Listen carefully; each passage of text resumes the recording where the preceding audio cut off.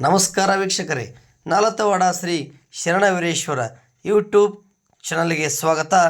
ನಾನು ಕಾಶಿನಾಥ್. ಸಮೀಪದ ಆಲೂರು ಗ್ರಾಮದಲ್ಲಿ ಜರುಗಿದ ನಿತ್ಯ ಗ್ರಾಮ ದರ್ಶನ ಪ್ರವಚನ ಕಾರ್ಯಕ್ರಮಕ್ಕೆ ಫಕೀರದಿಂಗಾಲೇಶ್ವರ ಸ್ವಾಮಿಗಳನ್ನು ಅದ್ದೂರಿಯಾಗಿ ಬರಮಾಡಿಕೊಂಡರು. ಈ ವೇಳೆ ಆಲೂರಿನ ಗುರು ಹಿರಿಯರು, ಯುವಕರು ಹಾಗೂ ಕೆಸಾಪುರ ಗ್ರಾಮದ ಗುರು ಹಿರಿಯರು ಭಾಗವಹಿಸಿದ್ದರು.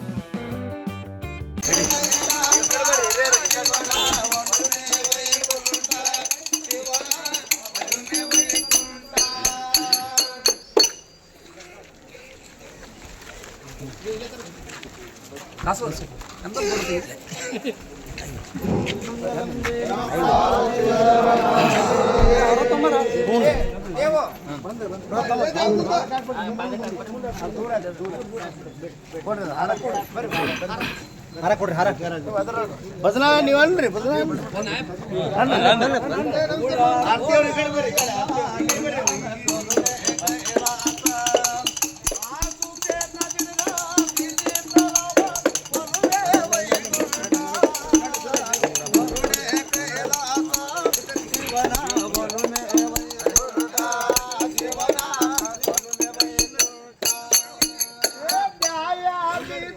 ಧರ್ಮಗಳಿಗೆ ಅಭಯ ನೀಡುವರು ಸತ್ಯ ಧರ್ಮ ಧರ್ಮಕ್ಕೆ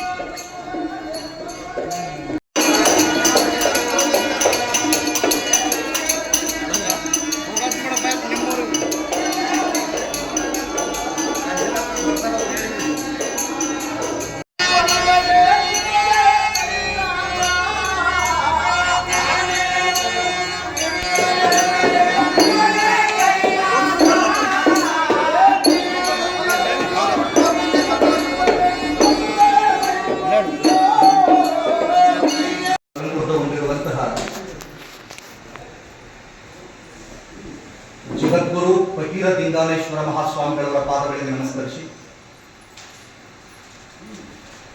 ವೇದಿಕೆಯ ಮೇಲಿರುವಂತಹ ಪೂಜ್ಯ ಶ್ರೀ ಶಿವಕುಮಾರ ಮಹಾಸ್ವಾಮಿಗಳು ದುರುಂದೇಶ್ವರ ವಿರಕ್ತ ಮಠ ಕೊಡೆಕಲ್ಲಿಯವರ ಪಾದಗಳಿಗೆ ವಂದಿಸಿ, ಪೂಜ್ಯ ಶ್ರೀ ವೀರಬಸವದೇವರು ನವಲಗುಂ ಇವರ ಪಾದಗಳಿಗೆ ನಮಿಸಿ, ಶ್ರೀ ಸಂಗನಬಸವದೇವರು ಬೀಳಿಗಿ ಶ್ರೀಮಠ ಇವರಿಗೂ ಕೂಡ ವಂದಿಸಿ, ಶ್ರೀ ಡಾಕ್ಟರ್ ಗುರುಮೂರ್ತಿ ದೇವರು ದೇವಿ ಆರಾಧಕರು ಒಟಗೇರಿಯವರ ಪಾದಗಳಿಗೂ ಕೂಡ ನಮಸ್ಕರಿಸಿ, ಊರಿನ ಎಲ್ಲ ಹರಗಳು ಚರಮೂರ್ತಿಗಳಿಗೆ ವಂದಿಸಿ, ಆ ಊರಿನ ಎಲ್ಲ ಗುರು ಹಿರಿಯರಿಗೆ, ತಾಯಂದರಿಗೆ, ಭಜನಾ ಮಂಡಳಿಯ ಎಲ್ಲ ಪದಾಧಿಕಾರಿಗಳಿಗೆ ನಮಿಸಿ, ಇವರೆಲ್ಲರಿಗೆ ನನ್ನ ನಮಸ್ಕಾರಗಳು. ನಿಜವಾಗ್ಲೂ ಇದೊಂದು ಅತ್ಯಂತ ಹೃದಯ ಸ್ಪರ್ಶಿ ಸಮಾರಂಭ ಅಂತ ಹೇಳೋದಕ್ಕೆ ಬಯಸ್ತೇನೆ. ಶರಣ ನಿದ್ರೆಗೈತೆಡೆ ಜಪ ಕಾಣಿರೋ, ಶರಣ ನೆದ್ದು ಕುಳಿತರೆ ಶಿವರಾತ್ರಿ ಕಾಣಿರೋ, ಶರಣ ನಡೆದುದೇ ಪಾವನ, ಶರಣ ನುಡಿದುದೇ ಶಿವತತ್ವ, ನಮ್ಮ ಕೂಡಲ ಸಂಗನ ಶರಣರ ಕಾಯಿವೆ ಕೈಲಾಸ ಕಾಣಿರು ಅಂತ ಹೇಳಿ ಬಸವಣ್ಣವರು ಹೇಳಿ, ಶರಣರು ಮನೆಗೆ ಕುಂಡ್ರೆ ಜಪ ಅಂದ್ರು, ಎದ್ದು ಕುಳಿತರೆ ಶಿವರಾತ್ರಿ ಅಂದ್ರು, ನಡೆದ ನೆಲ ಪಾವನ ಅಂದ್ರು, ನುಡಿದೆಲ್ಲ ಶಿವತತ್ವ ಅಂದ್ರು, ನಡೆದಾಡಿದ ನೆಲವೆಲ್ಲ ಪಾವನ ಆಗ್ತದೆ ಅಂತ ಹೇಳಿದ್ರು. ಇಂತಹ ಶರಣರ ಕಾಯ ಅದು ಕೈಲಾಸಕ್ಕೆ ಸಮಾನ ಅನ್ನುವಂಥ ಮಾತನ್ನ ಬಸವಣ್ಣವರು ಹೇಳುವುದರ ಮುಖಾಂತರ ಶರಣರ ಮಹತ್ವವನ್ನು ಜಗತ್ತಿಗೆ ಸಾರಿ. ಯಾಕೆ ಈ ಸಂದರ್ಭದಲ್ಲಿ ಮಾತು ಹೇಳ್ತಿದ್ದೀನಿ ಅಂತಂದ್ರೆ, ಅಂತಹ ಶರಣ ಪರಂಪರೆಯ ಘನತೆಯನ್ನು ಎತ್ತಿ ಹಿಡಿದು ನಾಡಿನ ಉದ್ದಗಲಕ್ಕೂ ತಮ್ಮ ಪ್ರವಚನಗಳ ಮೂಲಕ ಪ್ರಸಿದ್ಧರಾದಂಥವರೇ ಜಗದ್ಗುರು ಫಕೀರ ಲಿಂಗಾಲೇಶ್ವರ ಮಹಾಸ್ವಾಮಿಗಳ ಮಾತನ್ನು ನಾನು ಹೇಳೋದಕ್ಕೆ ಬಯಸ್ತೇನೆ. ಭಾವೈಕ್ಯತಾ ಸಂಸ್ಥಾನ ಪೀಠ ಶಿರಹಟ್ಟಿ ಬಾಳೆಹುಸರ ಶ್ರೀಮಠವನ್ನ ಅತ್ಯಂತ ವೈಚಾರಿಕ ನೆಲೆಯಲ್ಲಿ ಬಹುಯಂತರಕ್ಕೆ ತೆಗೆದುಕೊಂಡು ಹೋದಂಥವು ಇಂತಹ ಪೂಜ್ಯರು ಇವತ್ತು ನಮ್ಮ ಆ ಊರಿಗೆ ಆಗಮಿಸಿ ನಮ್ಮ ಊರಿನ ನೆಲವನ್ನು ಪಾವನಗೊಳಿಸಿದ್ದಾರೆ. ಅಷ್ಟೇ ಅಲ್ಲ, ನಮ್ಮ ಹೃದಯ ಪರಿಶುದ್ಧತೆಗೆ ಪ್ರವಚನ ಹೇಳೋದಕ್ಕೂ ಕೂಡ ನಮ್ಮ ಊರಿಗೆ ಬಂದಿದ್ದಾರೆ. ಇಂತಹ ಪರಮ ಪೂಜ್ಯ ಲಿಂಗಾಲೇಶ್ವರ ಮಹಾಸ್ವಾಮಿಗಳವರಿಗೆ ಆ ಊರಿನ ಸಮಸ್ತ ಸದ್ಭಕ್ತರ ಪರವಾಗಿ ತುಂಬು ಹೃದಯದ ಧನ್ಯವಾದಗಳನ್ನ ಹೇಳೋದಕ್ಕೆ ಬಯಸ್ತಾರೆ. ಇಂತಹ ಸುವರ್ಣ ಅವಕಾಶಕ್ಕೆ ಕಾರಣೀಭೂತರಾದಂಥವರು ನಾಲ್ಕವಾಡದ ಗುರು ಹಿರಿಯರು.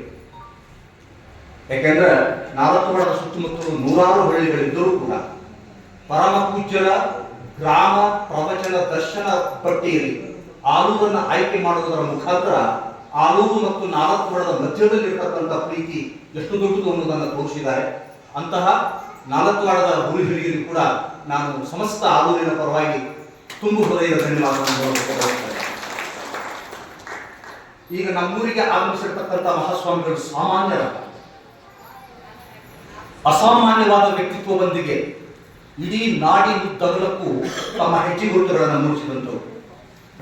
ಆರೋಗ್ಯಪೂರ್ಣ ಸಮಾಜ ಕಟ್ಟುವ ನಿಟ್ಟಿನಲ್ಲಿ ಪರಮ ಪೂಜ್ಯರ ಚಿಂತನೆ ಅತ್ಯಂತ ಸ್ವಾಗತಾರ್ಹ. ಪೂಜ್ಯರು ಕೇವಲ ಪ್ರವಚನಕ್ಕೆ ಸೀಮಿತರಾದಂಥವರಲ್ಲ, ಸಾಂಪ್ರದಾಯಿಕ ಸ್ವಾಮಿತ್ವವನ್ನ ಮೀರಿ ಬೆಳೆದು ನಿಂತಂಥವರು. ಬಸವಾದಿ ಶಿವಶರಣರ ಆಶಯಗಳಿಗೆ, ವಿಚಾರಗಳಿಗೆ ತಮ್ಮನ್ನ ತೊಡಗಿಸಿಕೊಂಡಂಥವರು. ಇದನ್ನು ಹೇಳುವಾಗ ನನಗೊಂದು ಪಡೆಯದಾಗಿ ನೆನಪಾಗ್ತದೆ. ಗತಿ ಏನು ನನಗೆಂತ ಕೇಳುವರೆ ಎಲ್ಲರೂ, ಹಿತವೆಂದು ಜಗತ್ತೆಂದು ಕೇಳುವವರ, ಮತಿಯ ವಿಶ್ವದಿ ಬೆರೆಸಿ ಜೀವಿತವಾಗಿ ಸ್ತರಿಸೆ ಪಥ ಮುಕ್ತಿಗಾಗಲೇ ಮುಕ್ತಿ ಮಾತ ಹೇಳಿ ನಮ್ಮ ನಾಡಿನ ಬಹುದೊಡ್ಡ ಅನುಭಾವಿಗಳಾದ DVG ಅವರು ಕಗ್ಗದಲ್ಲಿ ಮಾತನ್ನು ಬರೀತಾರೆ. ಎಲ್ಲರೂ ನಮ್ಮ ವೈಯಕ್ತಿಕ ಬದುಕಿನ ಬಗ್ಗೆ ಚಿಂತನೆ ಮಾಡ್ತೇವೆ ವಿನಃ ಈ ಸಮಾಜದಲ್ಲಿರ್ತಕ್ಕಂಥ ದೀನರು, ದಲಿತರು, ಅಸಹಾಯಕರು, ದುರ್ಬಲ ವರ್ಗದವರು, ಬಡವರ ಬದುಕು ಹೇಗೆ, ಆ ಬದುಕಿಗೆ ನೆಲೆ ಹೇಗೆ ಅಂತ ಹೇಳಿ ಚಿಂತನೆ ಮಾಡ್ತಕ್ಕಂಥವರ ಅಪರೂಪದ ಪಟ್ಟಿಯಲ್ಲಿ ಅಗ್ರಗಣ್ಯರಾದಂಥವರು ಪರಮ ಪೂಜ್ಯ ಲಿಂಗಾಲೇಶ್ವರ ಮಹಾಸ್ವಾಮಿಗಳು ಅನ್ನುವ ಮಾತನ್ನು ನಾನು ಹೇಳೋದಕ್ಕೆ ಬಯಸ್ತೇನೆ. ಪರಮ ಪೂಜ್ಯರು ಒಂದು ಮಾತನ್ನ ಖಚಿತವಾಗಿ ನಂಬ್ಯಾರ.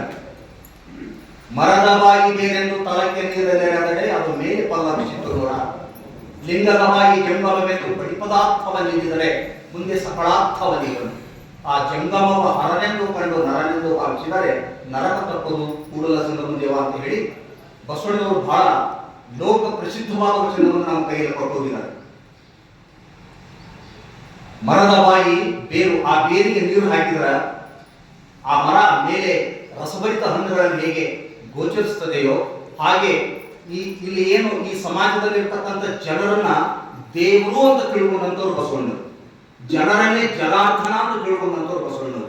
ಅಂತ ಬಸವಣ್ಣನ ಪ್ರಭಾವ ಪರಮ ಪೂಜ್ಯರ ಮೇಲೆ ಬಹಳ ದಟ್ಟವಾಗಿ ಆಗಿದೆ ಎನ್ನುವಂತಹದ್ದು ಅವರ ಕಾರ್ಯಕ್ಷಮತೆ ಮತ್ತು ಅವರ ಚಿಂತನೆಯಿಂದ ವ್ಯಕ್ತ ಆಗ್ತದೆ ಅನ್ನುವಂಥ ಮಾತನ್ನ ನಾನು ಹೇಳುವುದರ ಜೊತೆಗೆ ಒಂದು ಹೇಳೋದಕ್ಕೆ ಬಯಸ್ತೇನೆ. ಸರ್ವ ಜನಾಂಗದ ಶಾಂತಿಯ ತೋಟ ಅಂತ ಭಾರತವನ್ನು ಕರೀತಾರೆ. ಇಲ್ಲಿ ಹಿಂದೂಗಳದಾರ, ಕ್ರೈಸ್ತರದಾರ, ಶಿಖ್ರದಾರ, ಬೌದ್ಧರದಾರ, ಎಲ್ಲ ಜಾತಿ ಪಂಗಡ ವರ್ಗ ಎಲ್ಲ ಜನಾಂಗದ ಜನರಿದ್ದಾಗಲೂ ಕೂಡ ಇಲ್ಲಿ ಏನೋ ಒಂದು ಬೆಸುಗೆ ಇದೆ, ಒಂದು ಬಂಧುತ್ವ ಇದೆ, ಒಂದು ಪ್ರೀತಿ ಇದೆ. ದುಷ್ಟ ಶಕ್ತಿಗಳು ಈ ಒಂದು ಬಾಂಧವ್ಯಕ್ಕೆ ಭಾವೈಕ್ಯದ ಬಾಂಧವ್ಯಕ್ಕೆ ಧಕ್ಕೆ ತಂದಾಗ, ನೆಮ್ಮದಿಯನ್ನು ಹಾಳು ಮಾಡಕ್ಕೆ ಬಂದಾಗ, ಪರಧರ್ಮ ಸಹಿಷ್ಣುತೆಗೆ ಪೆಟ್ಟಾದಾಗ ಪರಮ ಪೂಜ್ಯ ಲಿಂಗಾಲೇಶ್ವರ ಮಹಾಸ್ವಾಮಿಗಳವರು ದಿಗಿಲುಗೊಳ್ಳದೆ ಅದೆಲ್ಲವನ್ನ ಸಮರ್ಥವಾಗಿ ಎದುರಿಸ್ತಕ್ಕಂಥ ಛಾತಿ ಹೊಂದಿದಂಥವರು ಪರಮ ಪೂಜ್ಯರು ಅಂತ ಮಾತನ್ನ ನಾನು ಹೇಳಬೇಕು. ಕೊನೆಗೆ ಒಂದು ಮಾತು ಮುಗಿಸ್ಬಿಡ್ತೇನೆ. ಹಳ್ಳಿಯಿಂದ ದಿಲ್ಲಿಯವರೆಗೆ ಬಡಪಾಯಿ ತೆರಿಗೆದಾತ ಹಣ ಕೊಡ್ತಾನೆ ಸರ್ಕಾರಗಳಿಗೆ. ಒಂದು ಮಾತನ್ನು ಹೇಳ್ತಾನ, ಬಹಳ ಕಷ್ಟಪಟ್ಟು ಸಂಪಾದನೆಯ ಒಂದು ಭಾಗವನ್ನು ಸರ್ಕಾರಗಳಿಗೆ ಕೊಡ್ತಾ ಇದ್ದೀನಿ. ಈ ದೇಶದ ಲಕ್ಷಾಂತರ ಹಳ್ಳಿಗಳು ದುಸ್ಥಿತಿಯಲ್ಲಿವೆ, ಮೂಲಭೂತ ಸೌಕರ್ಯಗಳಿಂದ ವಂಚಿತ ಆಗಿದೆ, ಬಡತನ ಇದೆ. ಈ ದುಡ್ಡು ತಗೊಂಡು ನೀವು ಕೆಲಸ ಮಾಡಿ ಅಂತ ಕೊಟ್ಟ ಭ್ರಷ್ಟ ರಾಜಕಾರಣಿಗಳು ಆ ಪವಿತ್ರ ತೆರಿಗೆ ಹಣವನ್ನು ಲೂಟಿ ಮಾಡತಕ್ಕಂತಹ ವ್ಯವಸ್ಥೆಯಲ್ಲಿ ನಾವಿದ್ದೇವೆ. ಇದರಿಂದ ರೋಷಿ ಹೋದಂತವರೇ ಪರಮ ಪೂಜ್ಯ ಲಿಂಗಾಲೇಶ್ವರ ಮಹಾಸ್ವಾಮಿಗಳು. ಯಾಕೆ ಮಾತು ಹೇಳ್ತಿದ್ದೇನೆ ಅಂತಂದ್ರೆ, ಅಂತಹ ಪವಿತ್ರ ಹಣ ದುರುಪಯೋಗ ಆಗಬಾರದು ಅನ್ನುವ ಹಿನ್ನೆಲೆಯಲ್ಲಿ ಕಳೆದ ಬಾರಿ ಸಂಸತ್ತಿನ ಚುನಾವಣೆಗೂ ನಿಲ್ಲುವಟ್ಟರ ಮಟ್ಟಿಗೆ ಒಂದು ಸಂಕಲ್ಪ ಮಾಡಿದ್ರು ಅನ್ನೋದನ್ನ ನಾವಿಲ್ಲಿ ವಿಚಾರ ಮಾಡೋದಕ್ಕೆ ಹೇಳೋದಕ್ಕೆ ಇಷ್ಟಪಡ್ತೇನೆ. ಹೀಗಾಗಿ ಇಂತಹ ಪರಮ ಪೂಜ್ಯರು ನಮ್ಮೂರಿಗೆ ಬಂದಿದ್ದಾರೆ. ಅವರಿಗೆ ಒಂದನ್ನ ನಾವೆಲ್ಲ ಮನವರಿಕೆ ಮಾಡಿಕೊಳ್ಬೇಕು, ಅವ್ರ ಬಗ್ಗೆ ಒಂದನ್ನು ತಿಳ್ಕೊಳ್ಬೇಕು. ಕಲ್ಯಾಣದೊಳಗ ಶರಣರು ಕಲ್ಯಾಣ ಕಟ್ಟಿದ್ರು ಅಂತ ಹೇಳ್ತಾರೆ. ಶರಣರು ಹೆಂಗ ಕಲ್ಯಾಣವನ್ನು ಕಟ್ಟಿದ್ರು? ಜೇಸಿ ವಿದ್ಯಾರ್ಥಿ ತಗೊಂಡು ಶರಣರು ಕಲ್ಯಾಣವನ್ನು ಕಟ್ಟಿದ್ರೇನು? ಕಲ್ಲು ಮಣ್ಣುಗಳಿಂದ ತಗೊಂಡು ಶರಣರು ಕಲ್ಯಾಣ ಕಟ್ಟಿದ್ರೇನು? ಇಟ್ಟಿಗೆಗಳಿಂದ ಶರಣರು ಕಲ್ಯಾಣವನ್ನು ಕಟ್ಟಿದ್ರೇನು? ಕಟ್ಟಲಿಲ್ಲ. ಹೆಂಗ್ ಕಟ್ಟಿದ್ರು? ನೀರಡಿಸಿ ಬಂದವನಿಗೆ ಒಂದು ಕಪ್ಪ ನೀರು ಕೊಟ್ಟರು, ಹಸಿದು ಬಂದವನಿಗೆ ಒಂದು ತುತ್ತು ಅನ್ನವನ್ನು ಕೊಟ್ಟರು, ದುಃಖವನ್ನು ಹೇಳಿಕೊಂಡು ಬಂದಂತವನ ಎರಡು ಕಣ್ಣೀರನ್ನು ಒರೆಸಿ ಸಾಂತ್ವನದ ಎರಡು ಮಾತುಗಳನ್ನು ಹೇಳುವುದರ ಮುಖಾಂತರ ಶರಣರು ಕಲ್ಯಾಣವನ್ನು ಕಟ್ಟಿದ್ರು ಅನ್ನುವಂಥ ಮಾತನ್ನ ಇಲ್ಲಿ ಹೇಳೋದಕ್ಕೆ ಬಯಸ್ತೇನೆ. ಯಾಕೆ ಸಂದರ್ಭದಲ್ಲಿ ಈ ಮಾತು ಹೇಳ್ತೀನಿ ಅಂದ್ರೆ, ಈ ಮಾತಿನ ಆಶಯವನ್ನ ತಮ್ಮ ಬದುಕಿನಲ್ಲಿ ಅಳವಡಿಸಿಕೊಂಡಂತವರು ಪರಮ ಪೂಜ್ಯ ಲಿಂಗಾಲೇಶ್ವರ ಮಹಾಸ್ವಾಮಿಗಳು ಅನ್ನುವಂಥ ಮಾತನ್ನ ಇಲ್ಲಿ ಹೇಳುವುದರ ಜೊತೆಗೆ, ಪ್ರಸ್ತುತ ಇವತ್ತು ನಮ್ಮೂರಿಗೆ ಆಗಮಿಸಿದಂತಹ ಕ್ಷಣಗಳು, ಅವರು ಪ್ರವಚನ ಮಾಡತಕ್ಕಂಥ ಕ್ಷಣಗಳನ್ನ ಸಮಸ್ತ ಆಲೂರಿನ ಜನತೆ ನಮ್ಮ ಬದುಕಿನುದ್ದಕ್ಕೂ ಅವರ ಕೃಪಾಶೀರ್ವಾದದ ಕ್ಷಣಗಳನ್ನ ನಾವೆಲ್ಲರೂ ಪ್ರಜ್ಞಾಪೂರ್ವಕವಾಗಿ ನೆನಪಿನಲ್ಲಿ ಇಟ್ಟುಕೊಳ್ತೇವೆ. ನಿಮ್ಮ ದರ್ಶನ ಆಗಿದೆ ಅನ್ನುವಂಥ ಮಾತನ್ನು ಈ ಸಂದರ್ಭದಲ್ಲಿ ಹೇಳಿ ಆ ಪೂಜ್ಯರಿಗೆ ಎಲ್ಲರಿಗೆ ವಂದಿಸಿ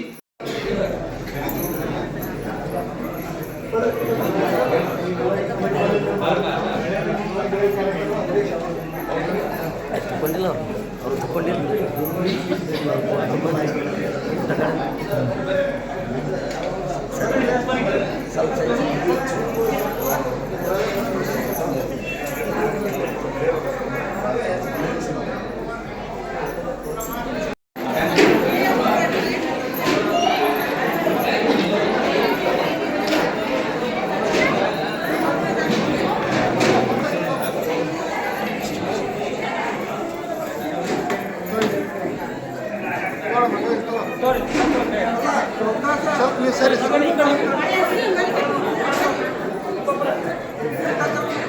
ಸ್ವಲ್ಪ ತಡ್ರಪ್ಪ, ಸ್ವಲ್ಪ ತಡ್ರಿ ಮಕ್ಕಳು.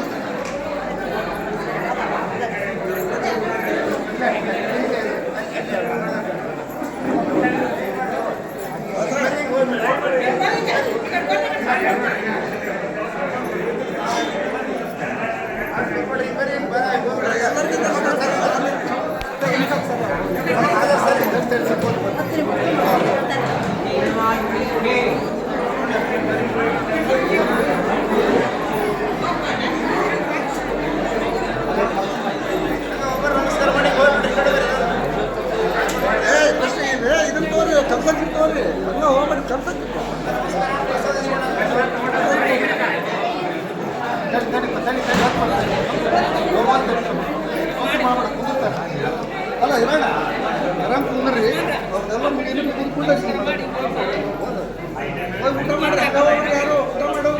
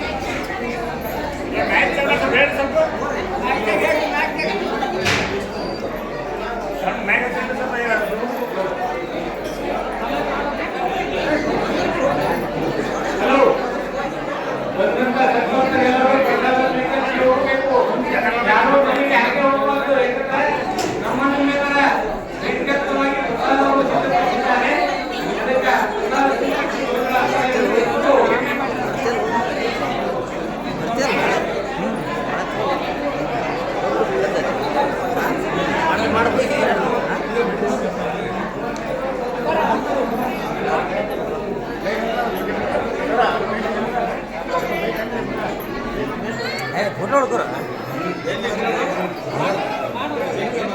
ಹೊಡ್ಕೊತ ಇಲ್ಲಿ ಹೊಡ್ಕೊಳತ್ತೇಳ ಸಾಹೇಬ ಹೌದ್ರ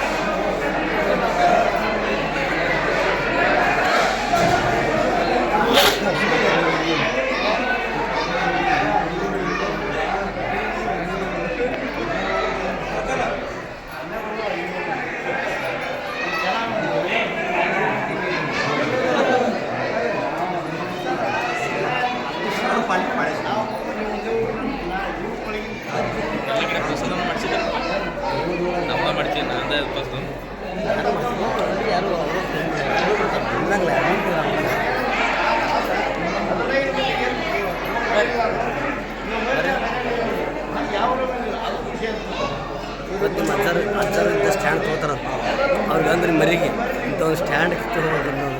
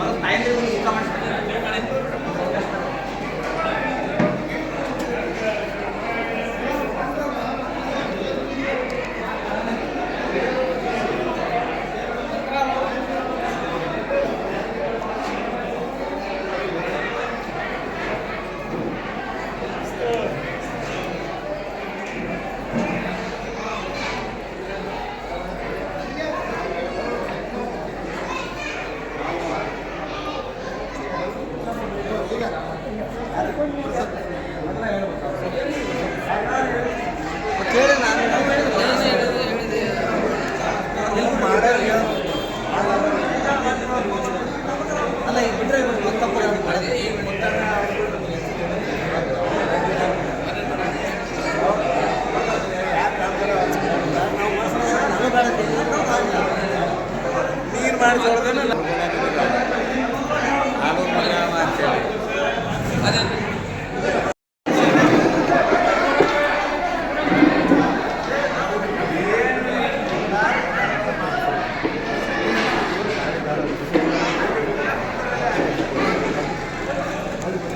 ನೀರು ಮಾಡಿ ಆರಾಮದ್ರೆ